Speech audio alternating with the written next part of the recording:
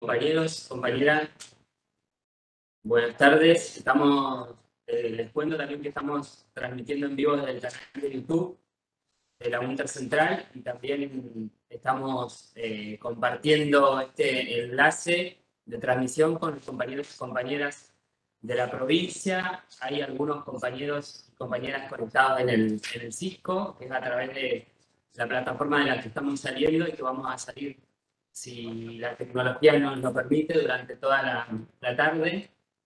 A los compañeros, compañeras que están en el Cisco también les decimos que nos pueden ver por el canal de YouTube, que se está retransmitiendo este conversatorio y también vamos a retransmitir el resto.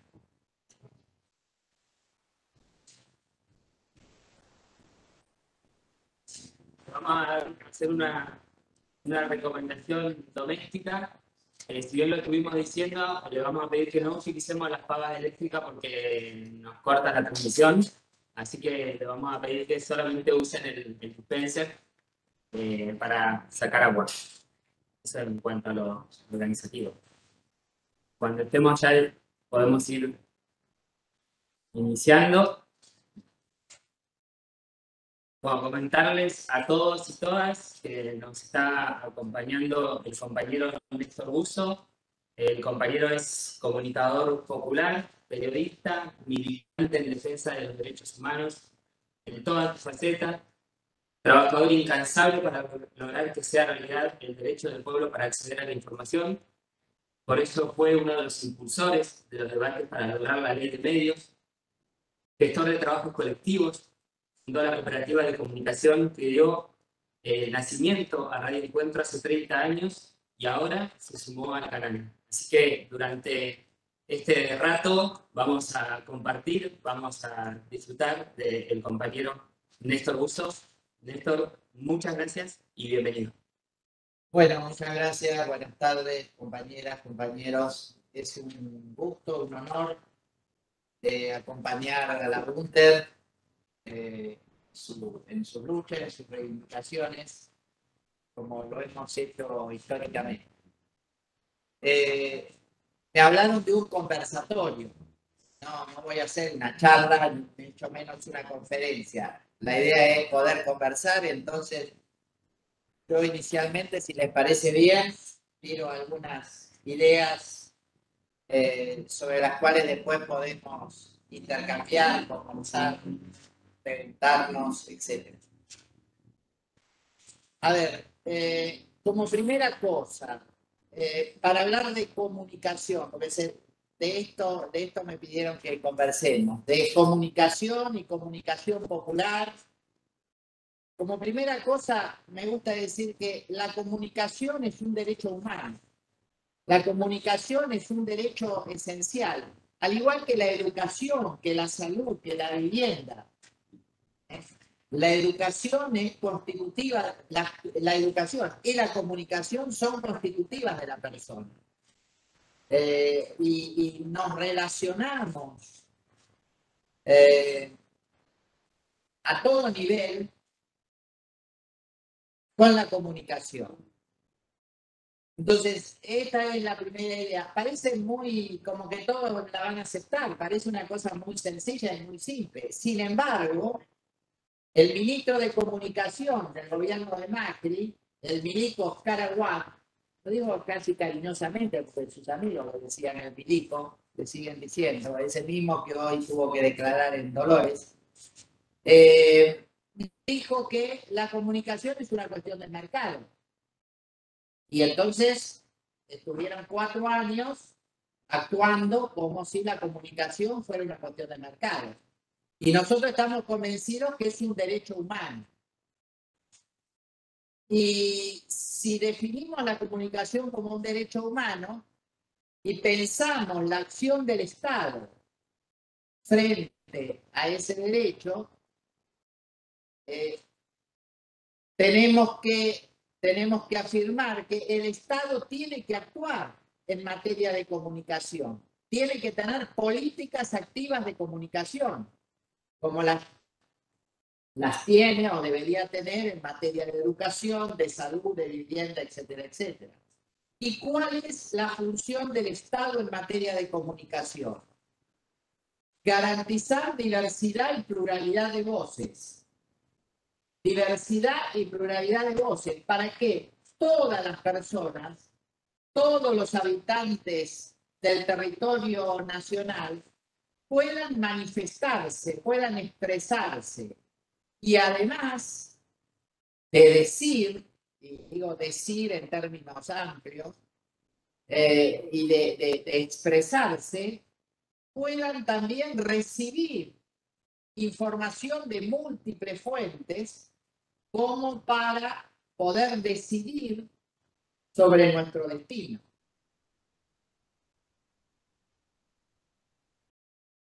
Políticas activas de comunicación. Lo hace por acción o por omisión, pero siempre el Estado tiene injerencia en materia de comunicación. Claro, los neoliberales, los liberales en general, la derecha, el poder económico, dicen que el Estado no debe intervenir. Que si es una cuestión de mercado, cuanto menos intervenga el Estado, mejor, porque cualquier forma de intervención del Estado es censura. Este es el razonamiento. El razonamiento, digo, no es que nosotros pensamos que ellos... No, ellos lo dicen y lo escribieron. Por ejemplo, durante el debate de la ley de comunicación, La Nación publicó una editorial que decía la mejor ley de prensa es la que no existe. Y por ahí un buen número de gente piensa, no, el Estado no se tiene que meter, porque si se mete está censurando. Nosotros decimos por el contrario, no, sí tiene que meterse y activamente para garantizar diversidad y pluralidad. Porque si no, los únicos que pueden expresarse a través del poder de sus medios es el poder económico. El poder económico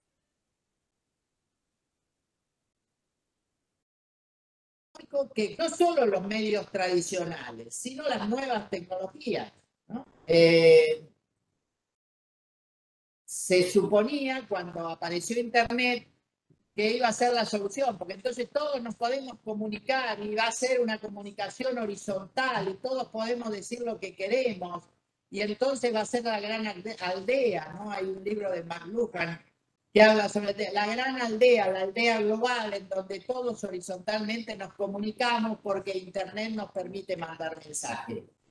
Y después de unos años vimos que la tecnología, en vez de horizontalizar, de permitir las múltiples voces, es una forma de control social, incluso mucho mayor que los medios tradicionales.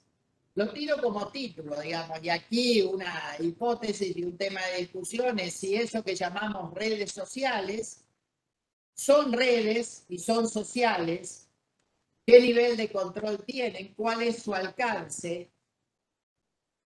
La hipótesis que planteo es, nos meten dentro de una burbuja. Nosotros actuamos dentro de esa burbuja que se va construyendo automáticamente a través de algoritmos. Entonces, nos parece que nosotros lanzamos un mensaje y ese mensaje es universal, pero ese mensaje tiene un alcance muy reducido, muy corto. Si queremos que tenga mayor alcance, ya hay que pagar. Incluso pagando, tiene su limitación. Y habría múltiples ejemplos para eso. Digo, un ejemplo a nivel macro es que cuando Estados Unidos invadió Afganistán, Afganistán no tuvo internet. Se le cortaron internet.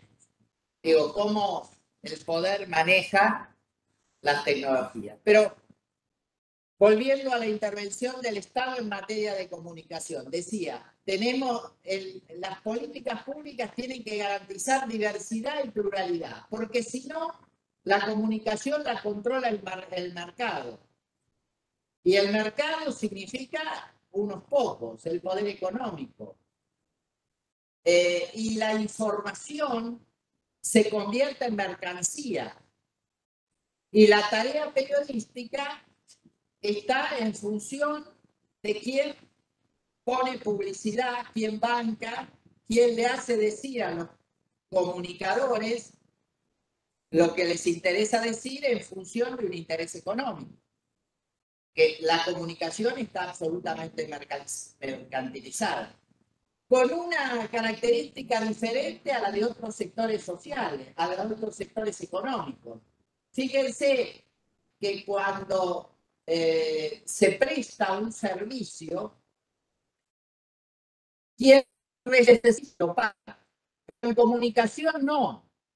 ¿Quién paga los servicios de comunicación en el sistema comercial que está vigente en el país? Lo pagan los anunciantes, es decir, los que ponen publicidad. La audiencia, el público, lo pongo entre comillas, no paga el servicio que recibe. Pagan los anunciantes. ¿Quiénes son entonces, en la lógica comercial, los clientes de los medios de comunicación? Los anunciantes. En un mercado absolutamente concentrado, en una economía absolutamente concentrada como la Argentina, y en general en el mundo, son unos pocos los que controlan los medios de comunicación, porque son los mayores financiadores a través de la publicidad. Publicidad que no se hace en función de la cantidad de audiencia, publicidad que se determina en función de intereses económicos y de intereses políticos. Entonces, ahí hay todo un campo de acción para conversar, para reflexionar, para trabajar. ¿Qué pasó en Argentina en los últimos años? ¿Qué pasó en materia de políticas de comunicación? Decimos que el Estado tiene que intervenir. Bueno, desde la recuperación de la democracia nos quedó vigente la ley de radiodifusión impuesta por la dictadura, ley que regulaba la radio y la televisión. Los medios escritos no tuvieron regulación, pero sí una fuerte regulación la radio y la televisión. Durante 26 años se mantuvo la ley impuesta por la dictadura, con algunas reformas que no mejoraron la ley, que la empeoraron. Porque, por ejemplo, las empresas propietarias de medios gráficos no podían tener al mismo tiempo radios o canales de televisión, y Menem lo hizo. Menem permitió que las empresas gráficas, Clarín, La Nación, tuvieran, o la Nueva Provincia, tuvieran al mismo tiempo canales de radio y canales de televisión. Y se privatizaron los canales de televisión. Entonces, eso fue la década de los 90. Pero ese poder económico impidió durante años la modificación de la ley para, por ejemplo, permitir que organizaciones sociales, sindicatos, mutuales, cooperativas, pudieran operar radios o canales de televisión. Recién en el 2009, con la Ley de Servicios de Comunicación Audiovisual, mal llamada Ley de Medios, porque no es una ley de medios, es una ley que regula solo radio y televisión. Con la Ley de Servicios de Comunicación Audiovisual aparecen criterios diferentes. ¿Y qué es lo sustancial de la ley? Es que se basa en la idea de que la comunicación es un derecho humano y que el Estado, entonces, tiene que, por un lado, ponerle límites a la concentración de medios. Tiene que ponerle límites a los poderosos. Y por otro lado, tiene que fomentar, favorecer la pluralidad de medios. Es decir, los medios en todo el país, en todo el territorio nacional, los medios locales, es decir, diversidad y pluralidad. Porque y aquí hay otra idea, la pluralidad y diversidad no es lo mismo que muchos medios. Hay muchos medios. pero no hay diversidad y pluralidad, porque hay muchos que repiten el mismo discurso. Entonces, porque algunos dicen, no, ¿cómo? Si hay un montón de radio, hay un montón de canales, vos podés elegir. Sí, son muchos que repiten el mismo discurso, pocos que tienen un discurso diferente. ¿Y cuál es eso de diferente desde nuestra perspectiva?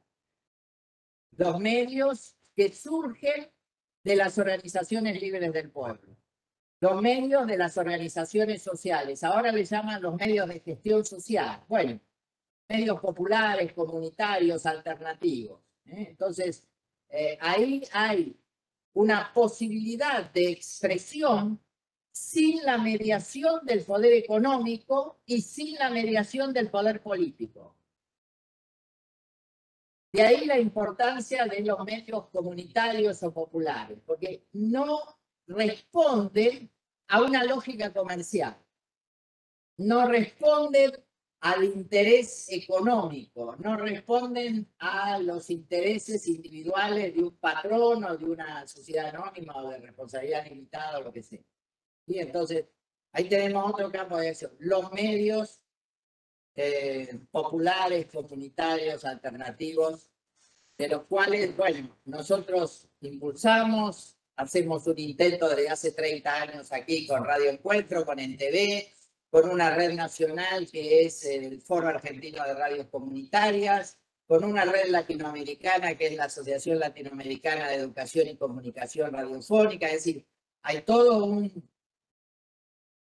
redes de organizaciones con un sustento teórico sobre la comunicación que hacemos, que es que tiene ya muchos años. Digo, como para la educación, en educación popular se habla de Pablo Freire, en comunicación popular hablamos de Kaplun, más o menos en la misma época, que fue el que teorizó sobre la comunicación popular ya en la década de los 70, simultáneamente a todos los trabajos de Freire en materia educativa. ¿Qué otros temas quería colocarles? Bueno, ¿qué pasa hoy? ¿Qué pasó después de la ley? Ustedes saben que la ley se judicializó, el grupo Clarín presentó una demanda y el Poder Judicial se tomó 4 años para resolver. Mientras tanto, estuvo 4 años suspendida su aplicación. En esos, después de 4 años, la Corte Suprema de Justicia dijo, sí, es válida, es plenamente constitucional, se puede aplicar. Nos quedaban 2 años del gobierno de Cristina Fernández y fue realmente poco lo que se pudo hacer, porque si bien la Corte había declarado la constitucionalidad de la ley, seguían impugnando resoluciones del organismo de aplicación, seguían impidiendo, poniendo trabas a la aplicación de la ley. Hasta que llega la fiebre amarilla, la pandemia, o el gobierno de Macri, si ustedes quieren, y en los primeros 15 días de gobierno, en diciembre del 2015, dicta un decreto de necesidad y urgencia, en realidad de necesidad y urgencia del Grupo Clarín, que modificó sustancialmente la ley. La destruyó, o sea, no la derogó, pero la modificó en aspectos sustanciales. ¿Cuáles, por ejemplo? Eliminó o modificó sustancialmente los límites a la propiedad de los medios. Estableció que la televisión por cable no es televisión.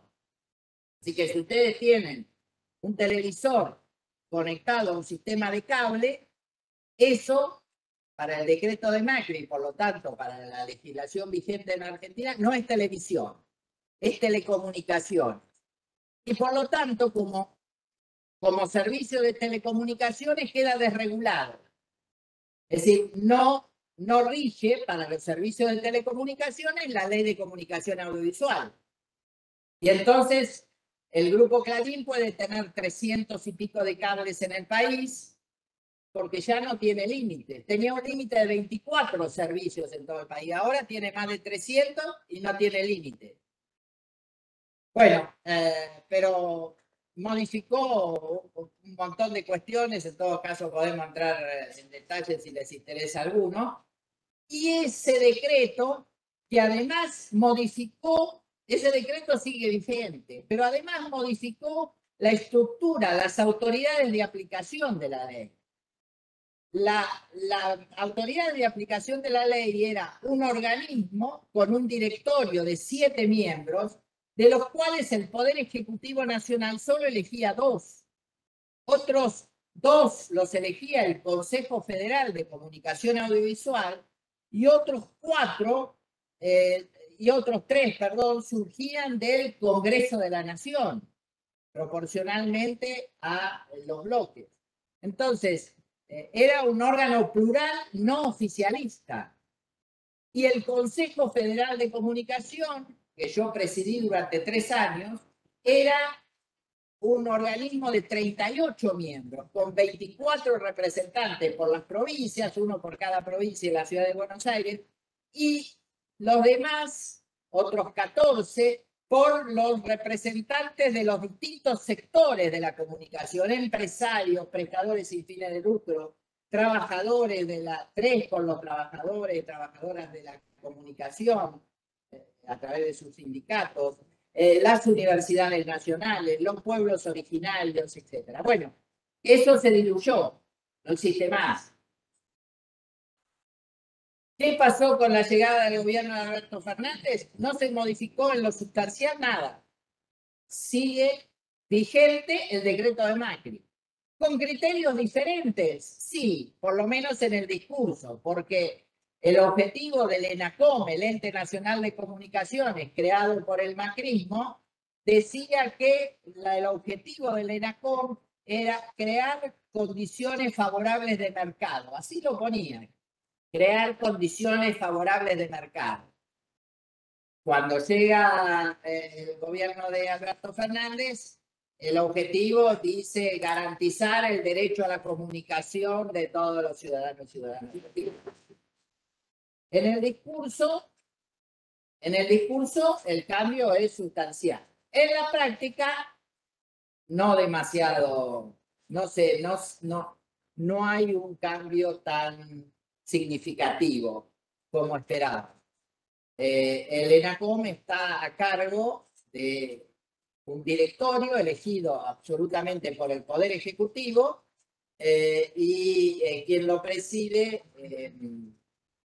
Ambrosini, es un hombre directamente relacionado con Sergio Massa. Digamos, esa es la orientación política de ese organismo. Así que en materia de comunicación hay muchísimo para hacer. Primero, desde nuestras organizaciones populares y nuestros sindicatos, ¿cómo tomar en serio la comunicación? Y aquí pongo también otro título nada más. Comunicación no es difusión solamente. Y eso es importante para las organizaciones. Que las organizaciones generen comunicación, formas de expresión, de intercambio, de articulaciones, y no solamente gacetillas de prensa para decir lo que hacen o lo que piensan. En todo caso, eso sería difusión, pero no comunicación. Y eso sería importante fortalecerlo en el campo de las organizaciones populares. Me parece que es un primer elemento que hay que trabajar mucho en nuestras organizaciones. Promover la comunicación. Promover una comunicación popular, es decir, con los pies en la realidad de nuestro pueblo, hablando el lenguaje de nuestro pueblo. Ustedes ven que la mayoría de los medios de comunicación hablan en un lenguaje que parece, no sé, lenguaje de periodistas. Y entonces, en lugar de hablar de perros y gatos, te hablan de la población canina y felina.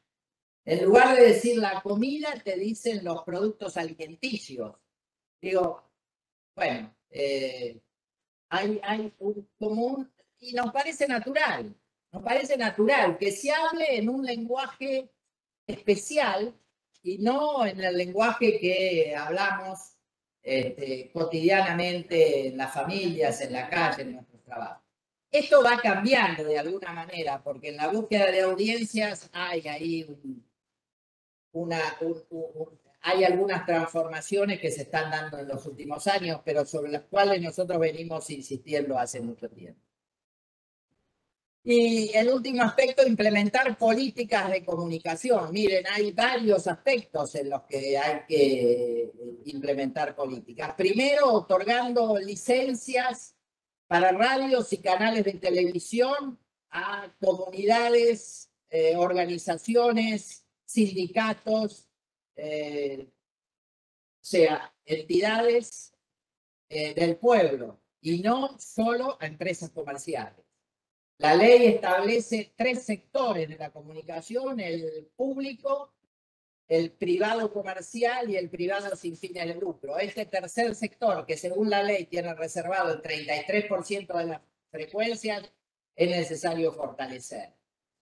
Otro instrumento que lanzó el gobierno de Cristina Fernández, la televisión digital abierta. Podemos ver televisión sin pagar. No tenemos que pagar 3, 4 o 5 mil pesos para un sistema de cable o para un sistema satelital.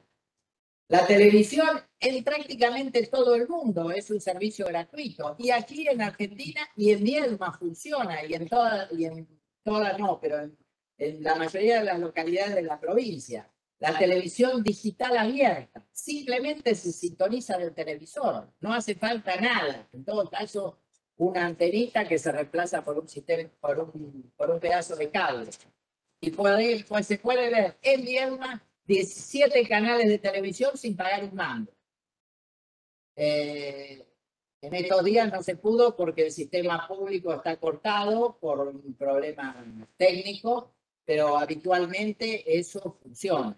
Entonces, si esto se hiciera en todo el país, cada pueblo, cada localidad podría tener su propio canal de televisión, que no sea un gran canal de espectáculo, pero sí un lugar donde nos podamos ver, donde podamos reflejarnos, donde podamos construir nuestra identidad, donde podamos debatir. Bueno, eso necesita de políticas públicas que lo fomenten. Otro aspecto muy discutido es la publicidad oficial, la pauta publicitaria oficial a nivel nacional, provincial y municipal.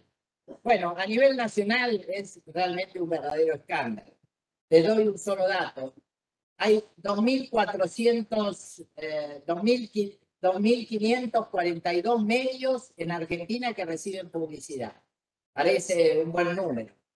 Pero 25 de esos medios, o sea, el 1%, recibe el 68% del total de la pauta.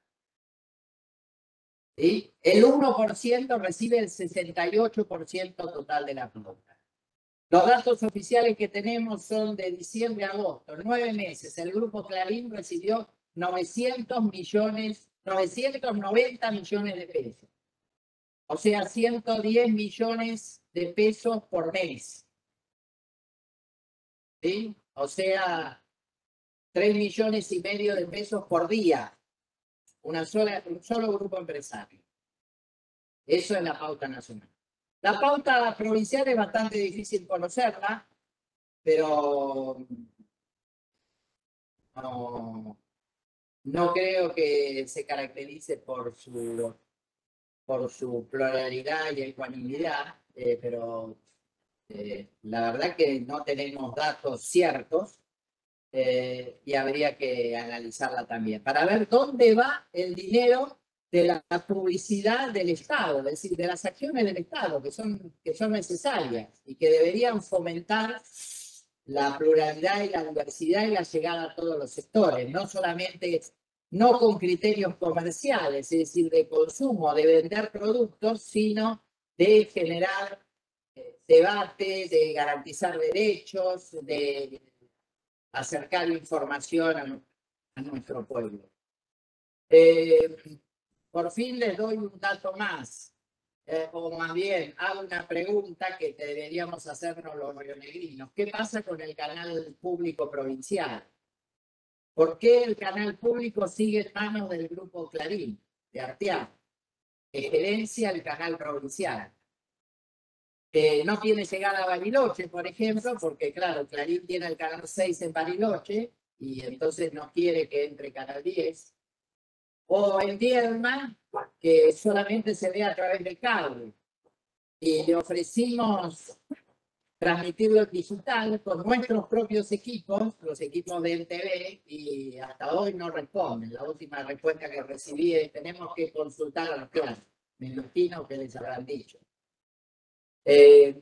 Así que bueno, son cosas que están pendientes y que hay que hacer. En la medida en que no se democratice la comunicación, no es posible profundizar esta democracia. Como decía un viejo eslogan de la FAPREN, la Federación Argentina de Trabajadores de Prensa: si unos pocos controlan la información, no es posible la democracia. Bueno, como introducción ya más que largo, así que intercambiamos y hablamos entre todos. Gracias. Gracias, compañero. Bueno, como lo dijo el compañero Néstor, sí.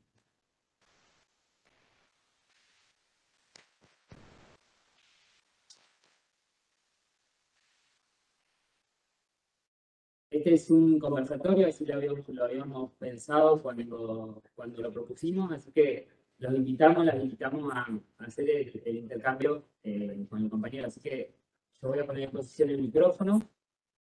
Si alguien quiere comentar algo.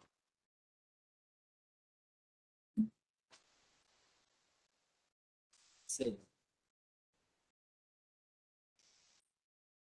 Siento así. Sí. Marcelo.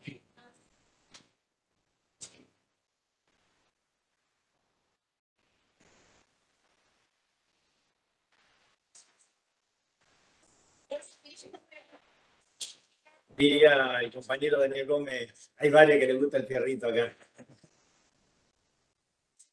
No, yo, aprovechando, Néstor, que tenemos compañeros y compañeras de distintos lugares de la provincia y ahí escuchándonos y viéndonos, compañeros y compañeros de distintos lugares también. La verdad que, bueno, en primer lugar, es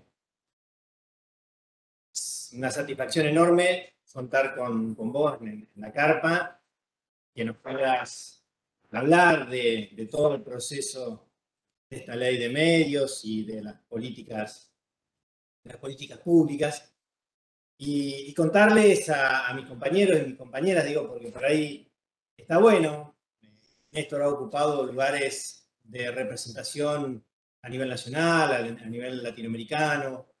Es una persona, un trabajador, un militante, un compañero comprometido con todo lo que tiene que ver con la ley de medios, pero contarles también la historia que nos une desde hace muchos años a la UNTER y a Radio Encuentro, a la UNTER y la familia Buso, ¿sí? Que es más que importante. Con nosotros, cuando como organización gremial, justamente en esto que vos manifestabas, ¿no? En la necesidad de poder poner otras voces, no solamente las que pagan la pauta oficial, no solamente escuchar la voz que los gobiernos querían expresar. Bueno, empezamos a trabajar con muchas radios, y de las cuales Radio Encuentro justamente fue una de las que hicimos pie para trabajar en un lugar tan emblemático como es Viedma, la capital de la provincia.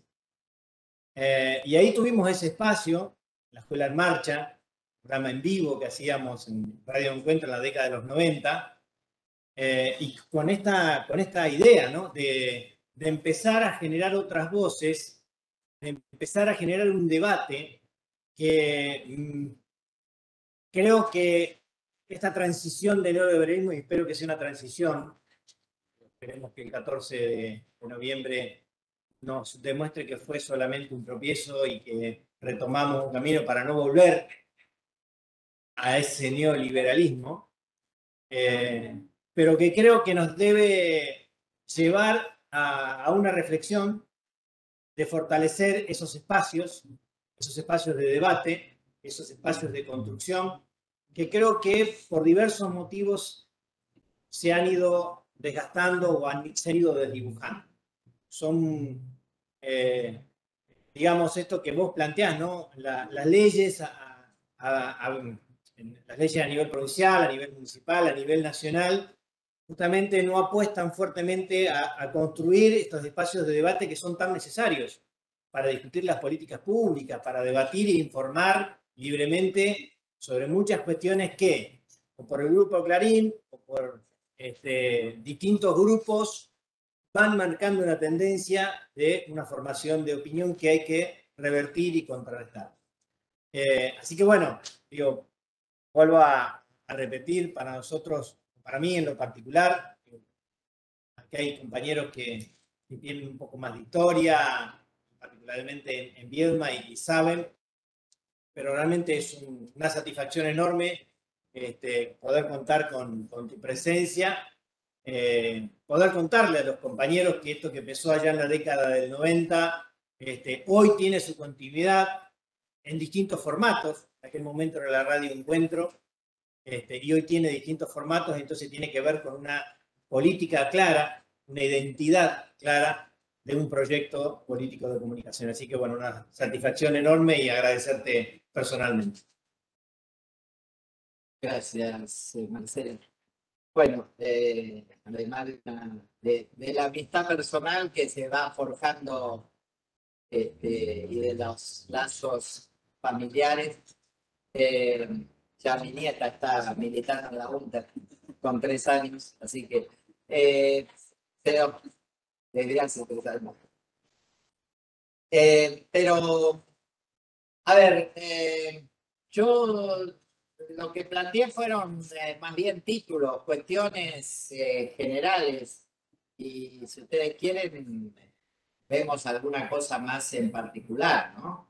Sobre las políticas de comunicación, sobre la construcción de la comunicación popular, no sé.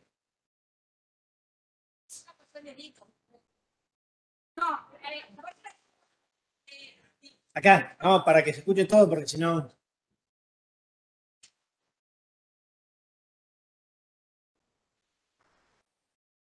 Para que no me encarguen. No, pero hay una cuestión que tiró, yo creo que la mayoría de nosotros no somos conscientes y que es base para pensar la comunicación desde el sindicato docente. La comunicación popular en América Latina está sustentada fuertemente o nacida en paralelo o acompañada, ¿sí?, por la educación popular en América Latina. Pensar la educación popular por fuera de la comunicación popular o la comunicación por fuera de la educación popular es imposible. Ahí nombraba Kaplum, retoma, y el trabajo paralelo con Freire, ¿sí? Ahí está la cuestión de base. Entonces, pensarnos por separado, porque en general nosotros pensamos la comunicación en los grandes medios.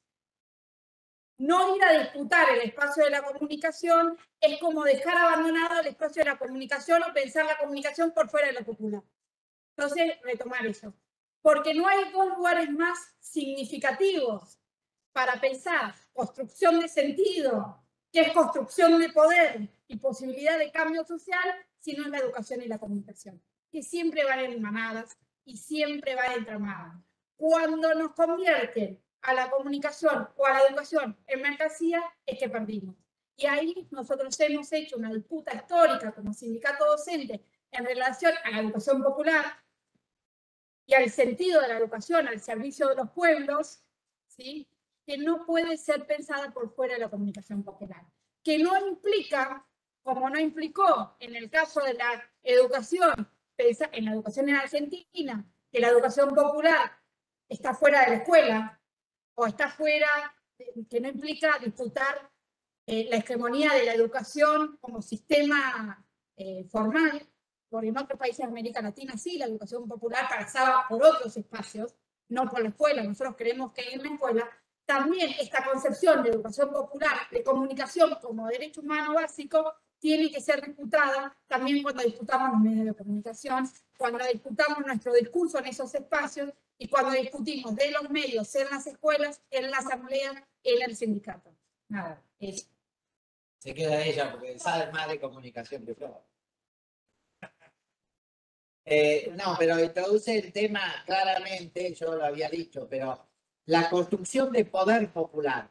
La construcción de poder popular. La educación y la comunicación son fundamentales en la construcción de poder popular, porque justamente lo que pretenden convencernos los poderosos a través de sus medios es que como pueblo somos ignorantes. No sabemos y no podemos. Si no sabemos y no podemos, no tenemos poder. Entonces, revertir esos procesos como pueblo que sabe, que tiene su identidad, que tiene sus valores, que no son los valores que nos presentan los medios del poder económico. Y esto en lo cotidiano. Digo, cuando a nosotros nos muestran una foto del centro de Nueva York, inmediatamente cualquier persona prácticamente identifica eso es Nueva York, o eso es Londres, o eso es Roma. Ahora, a un vienense le muestran una foto de General Roca y no sabe identificar que es de General Roca, o mucho menos de Maquinchao, de Jacobacci, o de los Menucos, de hablar de Aguada Cecilia o de los Verdes.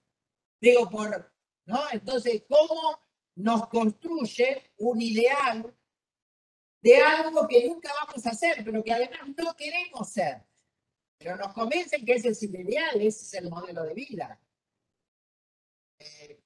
Bueno, ahí se construye poder desde la comunicación. Y me parece que esa es tarea de los movimientos, las organizaciones populares, no solamente de quienes hacemos comunicación.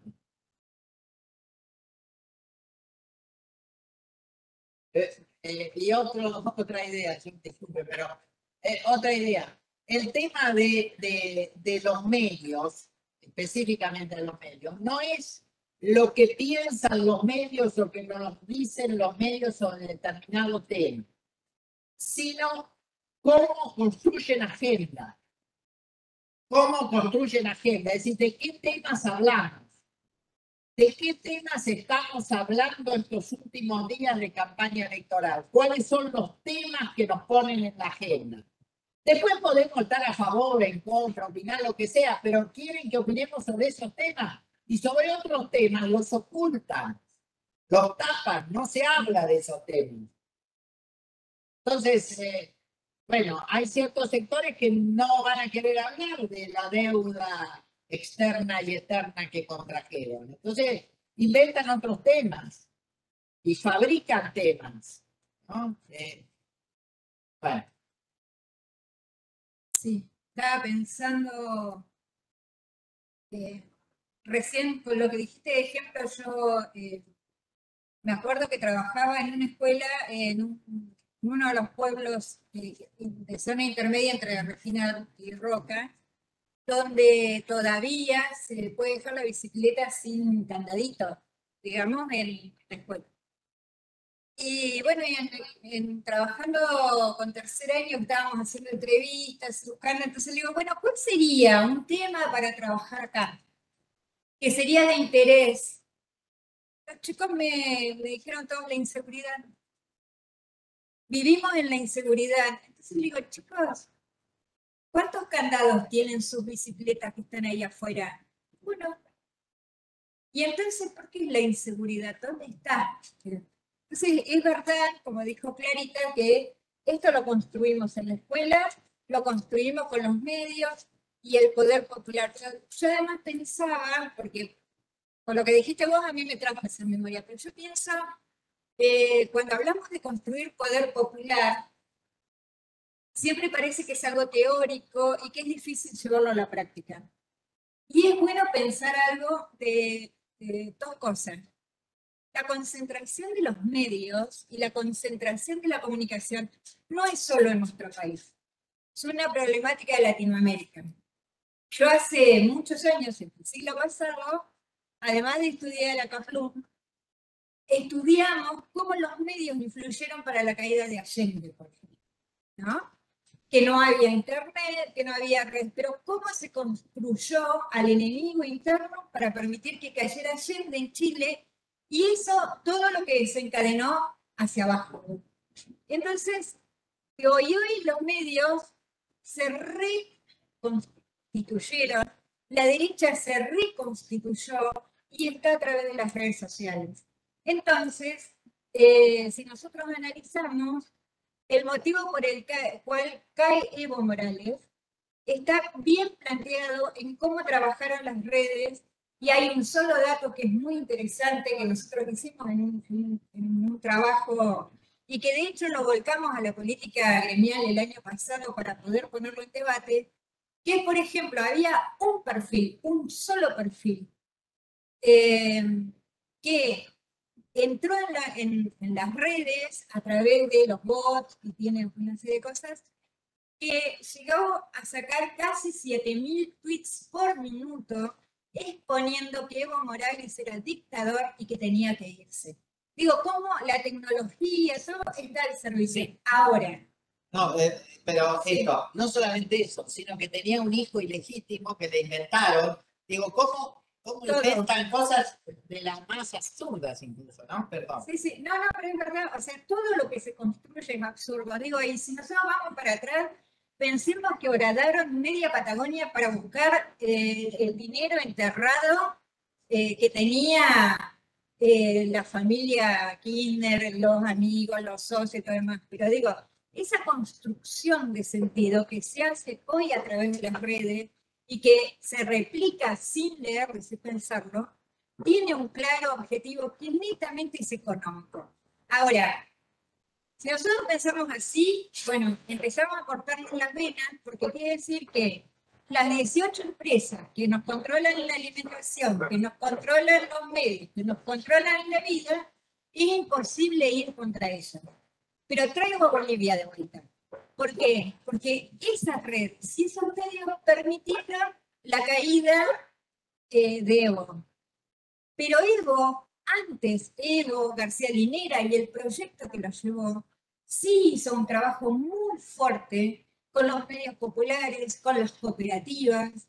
Entonces, justamente no hay casualidad que los jóvenes que trabajaban en comunicación popular tuvieron que exiliarse y vinieron a la Argentina porque se los buscaban, porque se los disponía. Y desde ese lugar, con ese aprendizaje de lo que es la construcción de la comunicación popular y utilizando las redes, pero desde el otro lugar, le permitió a Evo y a García Linera y a todo el proyecto que modificó Bolivia volver a través de las urnas. Digo, a Luis Arce, totalmente, que es el presidente actual. Digo, entonces, hay que pensar qué poder que tenemos desde las escuelas y qué poder tenemos desde los medios cooperativos para cambiar la realidad. Cuando te dicen, no, la verdad que no podemos contra ese enemigo que es tan grande, pensemos cómo se fue reconfigurando la lucha y la resistencia en Bolivia y cómo se va reconfigurando en Brasil y cómo nos vamos reconfigurando nosotros. Me parece que es eso como una de las claves para pensar, porque si no siempre estamos como pensando en nos dominan y nosotros no podemos hacer nada. Gracias. Gracias, Leo.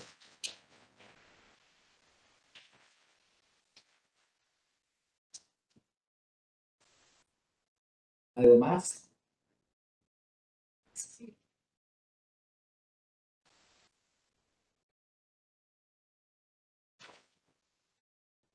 Como quieran. ¿Alguien más, compás?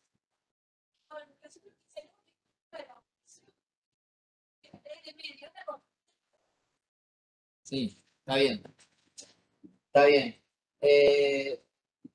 Está muy bien. ¿Cómo surge la coalición? A ver, la coalición por una radiodifusión democrática fue la articulación que durante muchos años trabajó por la ley, por lo que después fue la ley de servicios de comunicación audiovisual. Eso, ¿por qué surge?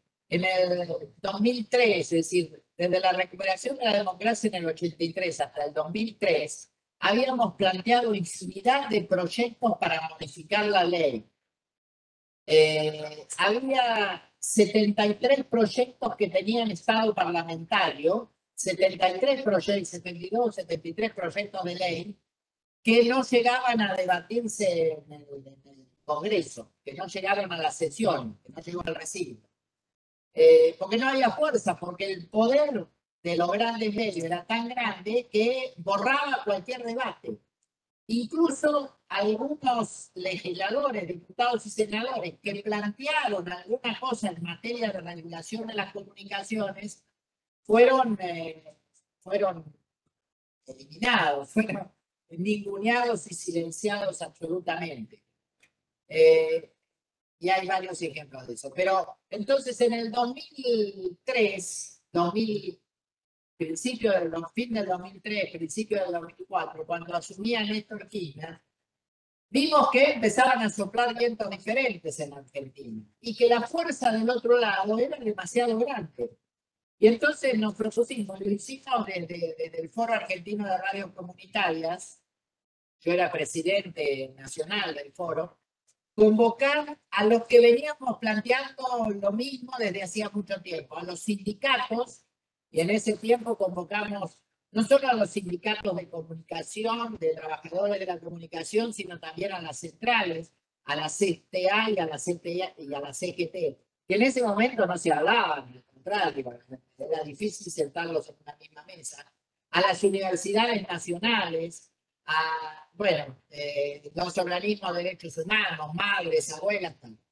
Y logramos juntarnos. Y entonces planteamos esto, bueno, entre nosotros hay diferencias, unos quieren un artículo que defienda esto, otros que protejan tal cosa, otros que impidan tal otra, pero vamos a ponernos de acuerdo en los puntos en común. ¿En qué cosas desde el campo popular queremos que tenga la ley? Y así redactamos 21 puntos, fue muy trabajoso redactar esos 21 puntos porque había intereses fuertes. Clara estuvo en alguna reunión tomando nota con unos personajes atrás que, no, esa palabra no, esa otra era pesada la cosa. Y el asunto es que llegamos a redactar 21 puntos que los llevamos al gobierno el 27 de agosto del 2004. El 27 de agosto es el Día de la Radio en Argentina, conmemorando la primera transmisión de radio en 1920. Bueno, ¿qué nos dijeron en la Casa Rosada? Íbamos 80 secretarios generales, las madres, las abuelas, rectores de universidades, tal. Nos atendió Parrinchi, que era secretario general de la presidencia, junto con algunos otros funcionarios, y nos dijeron, sí, estamos de acuerdo, está bien, es un tema pendiente, pero por ahora no está en la agenda del gobierno. Hay que construir fuerza para hacerlo, hay que construir fuerza social y política. Y así empezamos a organizar mesas redondas, conferencias, talleres, en todo el país. Y recorrimos un grupo de militantes, no muchos, recorrimos, pero literalmente el país. Yo estuve en Ushuaia, estuve en Tartagal, estuve en Mendoza y en Misiones, para decirle los extremos. Recorrimos el país durante 5 o 6 años, hasta que en el 2008 nos convocó la presidenta Cristina Fernández para presentar formalmente esos 21 puntos y ahí se dio el debate formal, oficial. Pero lo interesante de la experiencia fue la unidad del campo popular en torno a temas centrales, algunas coincidencias, dejando de lado las diferencias. En esa reunión en la que estaba representada la CGT y algunas organizaciones de base muy chiquitas, el criterio era, vamos a presentar aquello en lo que estemos todos de acuerdo. Si hay uno que piensa diferente, ese tema queda afuera. Y logramos los 21 puntos centrales de la ley, que después Cristina Fernández toma como base de la ley. Incluso a los redactores les da la orden, tienen que respetar esos 21 puntos, que salimos a militar, como les decía, en todo el país. Entonces, la idea de articulación y unidad de los sectores populares en torno a algunas ideas fuertes, dejando de lado diferencias. Creo que fue una experiencia, no sé si única, inédita, pero si hay pocas, de tanta fuerza de los sectores populares trabajando en torno a ideas comunes. Como le dijo un compañero a Cristina cuando nos reunimos a presentarle los 21 puntos, le digo, acá estamos todos menos el poder económico. Todos los demás estamos. Bueno, ¿en cuántos temas somos capaces de unirnos los sectores populares, dejando de lado las diferencias que existen, para impulsar algunas cuestiones centrales que hacen a la vida de nuestro pueblo?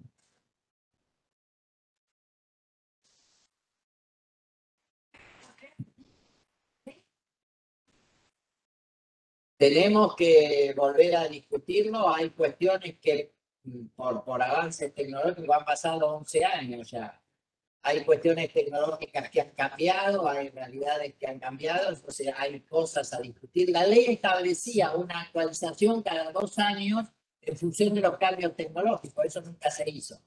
Entonces, o una modificación a la ley que está, o una ley nueva, pero hay que volver a hacer efectivos los criterios, los principios de la ley, de la estructura, la organización gubernamental en función de una política de comunicación. Hoy hay dos secretarías de comunicaciones en el gobierno nacional, la Secretaría de Medios, de Medios y Comunicación Social, y la Secretaría que hace de Prensa Presidencial. Son 2 organismos, tiene que haber un organismo de prensa con el discurso y las políticas de comunicación nacionales. El ente nacional de comunicaciones tiene que ser un ente plural. Denunciamos ante la Comisión Interamericana de Derechos Humanos que lo habían convertido en un organismo gubernamental porque lo hizo Macri y ahora lo sigue siendo. Digo, hay que volver a discutir muchas cosas, pero además hay que hacer aplicar las cosas que están vigentes. Por ejemplo, el viernes, según la ley, según la reglamentación del Ente Nacional de Comunicaciones, los canales de cable, o sea, el sistema de cable de gobierno, debería incluir en su grilla los canales locales de televisión abierta. El único canal local de televisión abierta es el nuestro, en TV. Se niegan a hacerlo. ¿Y qué pasa? ¿No cumple la ley? No pasa nada. No pasa nada. Y está claro en la ley, y está claro en la reglamentación, y hay una resolución que ratifica eso de hace 2 años. Y no lo cumplen, porque tienen el poder real, y no lo hacen. Y la asignación de publicidad oficial, en lugar de darle 3 millones por día al grupo Clarín, que le den 2 millones y 1 millón por día para los medios populares. Nos cambia la vida, cambia el mapa comunicacional del país. Digo, son cosas que se pueden hacer. Pero algunas cosas hay que decir se hicieron. Por ejemplo, el decreto 690 del año pasado, que declara servicio público a internet, telefonía móvil y televisión paga. Son servicios públicos y por lo tanto el Estado debe establecer las tarifas. Los aumentos autorizados están entre el 15 y el 21%. La telefónica aumentó 44%. Claro, aumentó 49% en este año. Entonces, ¿por qué? Porque eso está judicializado y el tema está en la Corte Suprema de Justicia. Y el presidente de la Corte Suprema de Justicia dice que no se va a abstener de opinar en temas que tienen que ver con sus antiguos clientes. Y el principal cliente de Rosenkrantz, antes de llegar a la Corte, era el Grupo Clarín. Y hace 1 año que está parada esa resolución. Simplemente declarar de servicio público y poder regular tarifas. No, siguen aumentando. Entonces, digo, hay cosas que no se necesita un cambio de ley y que se pueden hacer haciendo cumplir, aunque sea la ley que tenemos. Bueno, le agradecemos a Néstor. Si no hay más compañeros, compañeras que quieran hacer alguna intervención, como dijo Marcelo, Es un placer poder escucharlo, poder tener este conversatorio con él. Agradecido, la ultra agradecida de poder tenerlo en este espacio, en esta carpa por la dignidad docente. Así que muchas gracias, Néstor, y gracias por todo este tiempo y este espacio. Gracias. Gracias. Gracias.